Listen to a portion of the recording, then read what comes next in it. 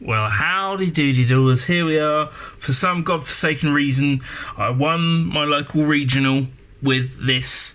I'll do some shouts and stuff at the end, but I want to say it first. I should have 100% lost to Goki around 5. There was some miscommunication, and I sort of scummed a mate out of the win, which I don't feel great about, but we'll get into it. But before we do that, I think I have to do that thing. I'm not a huge fan of the map, but we'll see how it goes. It's quite nice though. There you go. Into the profile. There's a version on Yugi Joe's channel, but I will go into a bit more detail. Plus, it's my channel, sure.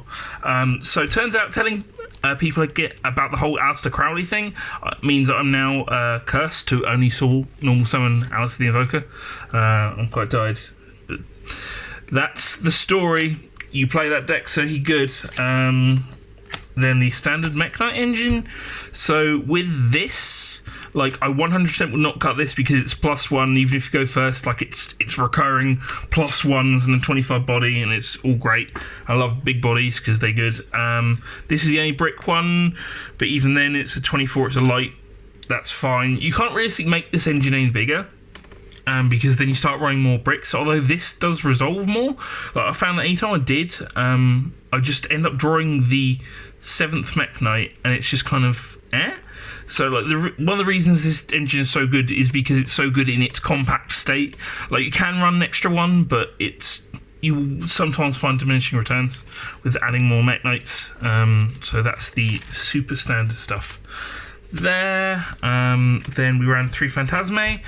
Most of the time I did side this out game 2 or game 3, just because sometimes you don't know whether you're going first or second. Like, it wasn't every game 2 and 3 that this happened, but it was quite a lot just because I wanted to put inside cards that would potentially be more value.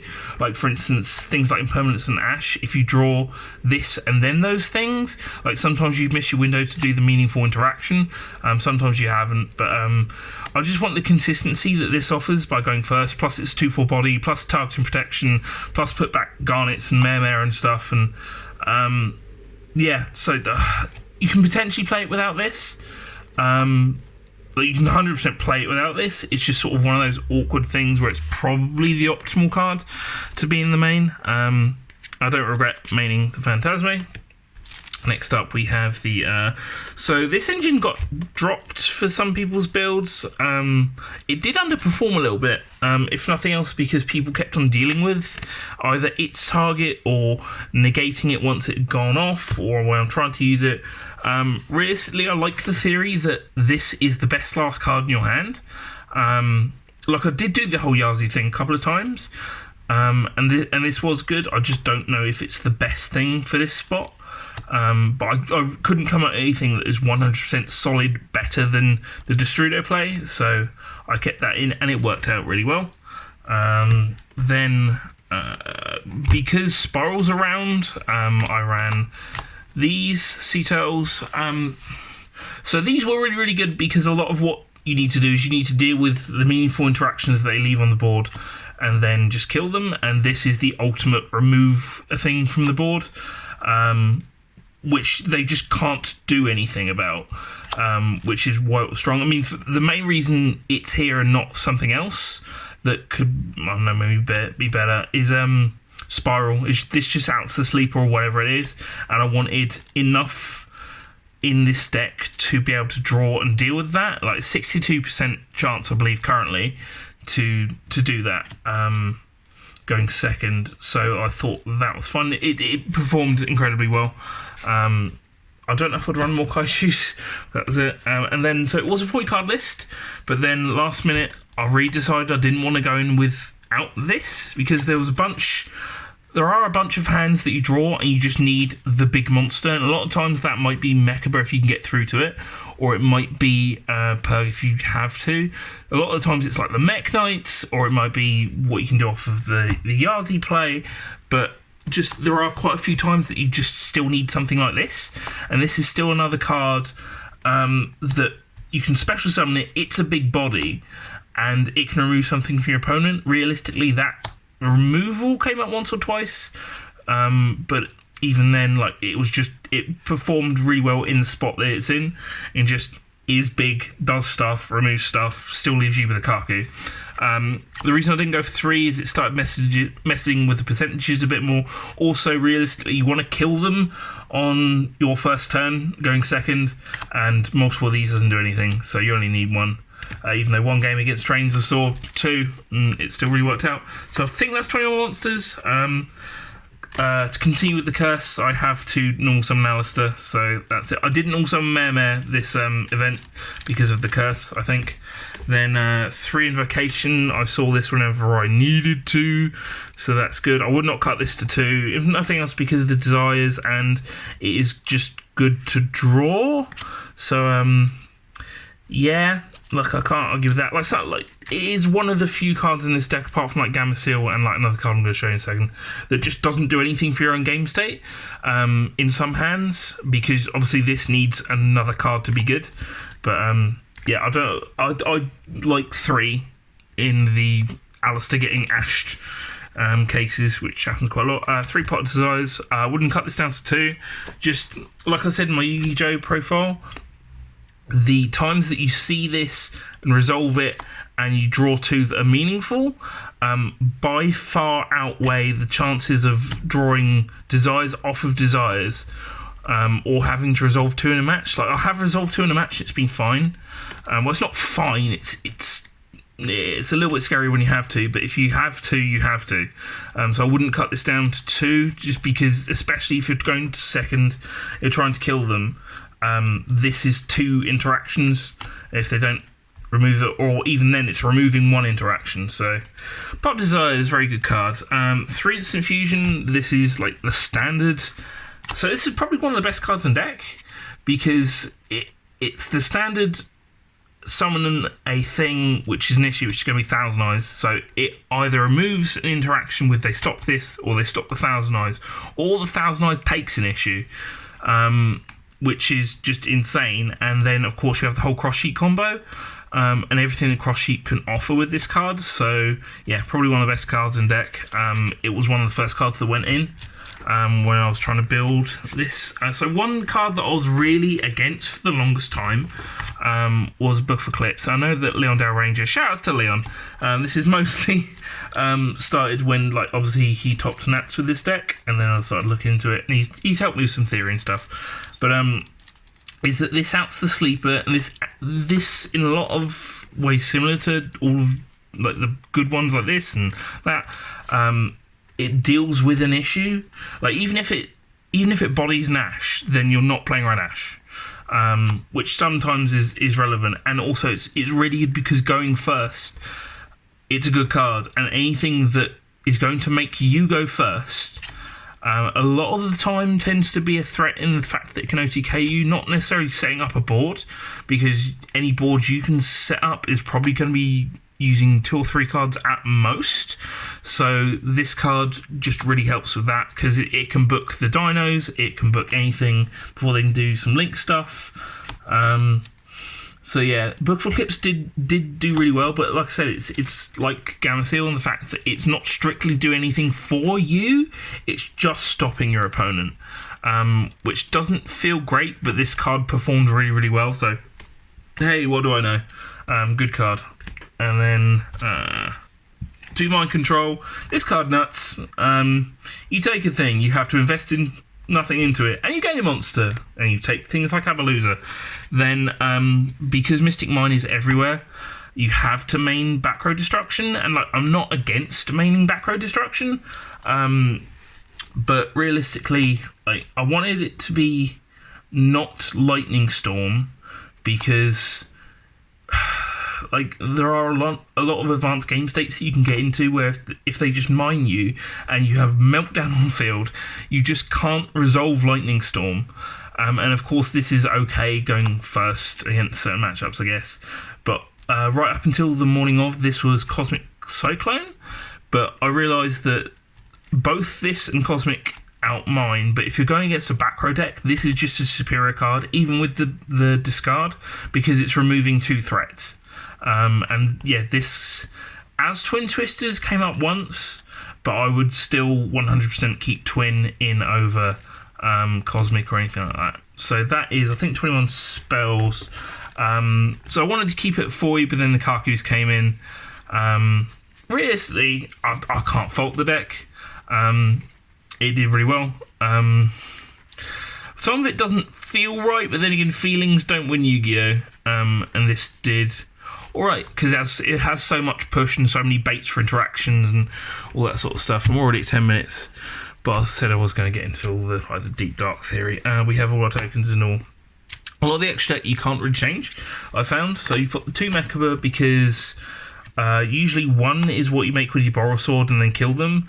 But even then, like, sometimes you go first and this is the best card to make, and then you need a second one. And there are a lot of times that you do just need the second one. You're running second one anyway, including in one of the OTK combos.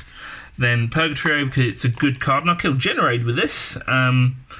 Yeah, there's not much to say about Purg. It's a good card, kills people. Caliga, going first, I don't know why this is still so much of an issue for some people.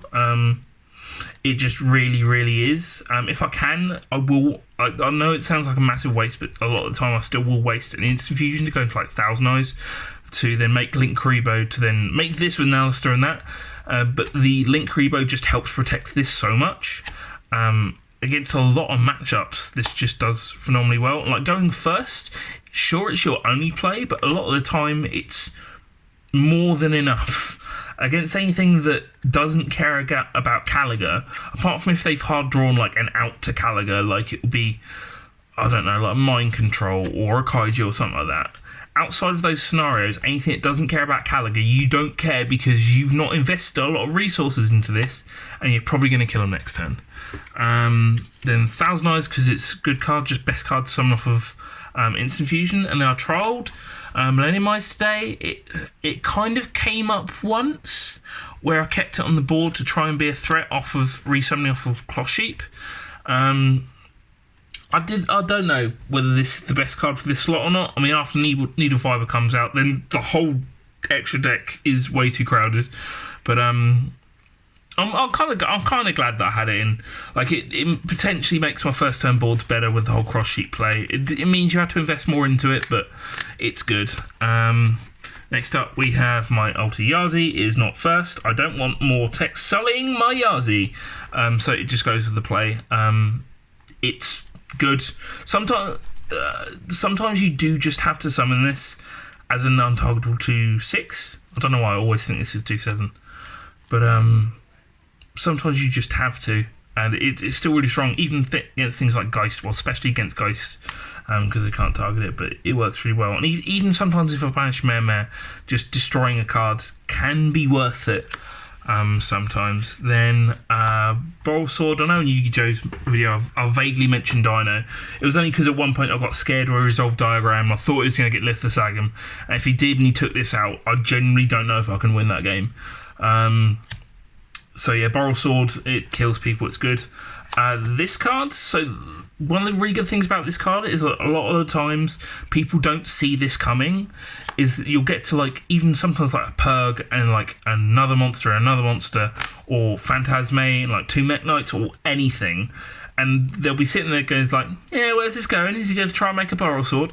And no, I'll just summon this, because it's just an issue to get around for some people, especially some of things like Altergeist, where they can't target it. It just is a big issue to deal with. Like, it seems like such a medium issue, but it really is. So 100% would not cut it. I never use this card. I can see it coming up quite a lot. Phoenix came up once or twice, which I didn't have, but that's fine. But I can see this coming up, because sometimes you do just need spot removal. Like I said, sometimes this comes up just to pop a card. So yeah, Nightly Unicorn was good. I don't need to explain this card. It's pretty good. This is for the Meme Yazi combo. I definitely think this is worth running more than just like a generic target. I actually Security Dragon Gamma Seal more than anything else, but it means that combo is so much more winning you the game, if that makes sense. Cross Sheep lets you do the combo. So going first, it lets you keep a Thousand Eyes or Millennium Eyes on the field, and going second, it lets you make the Borrow Sword OTK with a mekaba, and they can't nib you because you get through to a mekaba with guaranteed monster in hand. So that's good. And you double Thousand Eyes, which is insane. Then 1 link rebo for the token play and thousand eyes. Sometimes you need to get off the field, and that works, especially across sheep. And then 1 Almirage, because the bunny is good and it helps you make perg. Anything else on the extra deck? It's super tight. Really, the only things you can change are like Unicorn and Millennium Eyes, but I don't know anything else I would change. Then next up, my side was kind of weird, I guess. So you have to side this in against Spyral, so it brings me up to 9 cards that beat Spyral. So I have the Book of Eclipses, the Gamma Seals, and then this. Hopefully that's just enough, because a lot of the time, like if they get through to the sleeper like proper board, I just don't think you reasonably crack that. Like it takes just so much of a god hand to be able to do it. So you have to run that. Then the weird bits, I sided 3 Imperm, 3 Ash, and a lot of the times people would think like these are main cards or nothing, but realistically, like my main strategy is go second and kill them, not go second, control the board and control the game with hand traps and then kill them eventually. But so with regards to these things, I don't know, like going first or second, because a lot of the times you don't know, these are meaningful interactions regardless. And even against things like back row decks, like you don't need Phantasme, but Ash does really well. And going first in permanence is really good, and like if you don't need Twin Twisters in permanence is really good. I don't know, it just really worked out in the fact that almost every game 2 I improved my matchup by removing cards that I didn't need and putting in cards that will do work, which I think is a really solid thing, because my game 2 and 3 will always be stronger. And you could argue that if my games 2 and 3 are always stronger with these in, it's just the fact that you can remove some of the more dead cards, and especially with the whole thing, you don't know whether they're going first or second. I like the hand traps as opposed to like anything that's like really dedicated to go first, because then if you go second, they're kind of dead, and even then, like you cannot draw them. Which same argument for these things. I don't know. I just don't necessarily go into the camp of side decking dedicated going first cards. This card is too good not to run. Like it's a lot of money for some really niche situations a lot of the time, but like my last game, my last round was won because I twin twisted and he judgmented, and then later in the game I resolved desires and then drew 2 of this, which against Mystic Mine 3 back row was just game. Like I don't like this card in the main, and a lot of times I've not liked this card at all, but you just can't argue with how powerful it is. So I thought the side was the best for it. Then I had 3 spots left, so I thought I have to run this because it's good. Stops the trap matchups, and I have to, well, I don't have to run this, but this is like, I guess in similar ways to these, in the fact that you can improve your matchups against certain things. So especially things like back row decks, this does really well. Which was like the main thing I was scared about, because combo decks you can normally just break the board and kill them, or just break the board and like do whatever. And then the last card, so I went over literally like probably around about 20 different cards that I could put in as my last card, but it ended up being this. I never decided it in, but you can. I had a lot of opportunities where I could, and it would have been meaningful, but I just never did, I guess. Because I have Terraforming Search this as well, but I don't know, just I never did. So that is my quite long deck profile. I tried to get in a lot of the theory about why I did it. I still think this is the best deck that I have. So that's why I run it. Everyone told me to. Shout out to Danny's Goons, everyone in Amano, Matt, who ran the regional, Harry, because he was a nice man, Andre Deliri, he was really nice, even though we had like a weird game state where I could have potentially gotten a game lost, but hey, he was nice about it. Trying to think up Betty for losing to me. Well done, Carlo, for topping your first regional. I said Betty's Goons. Fortnite! Apparently I'm supposed to shout out Pendulamucho. And I think that's about it. So thank you for watching my almost 20-minute video. I love you dearly. Goodbye.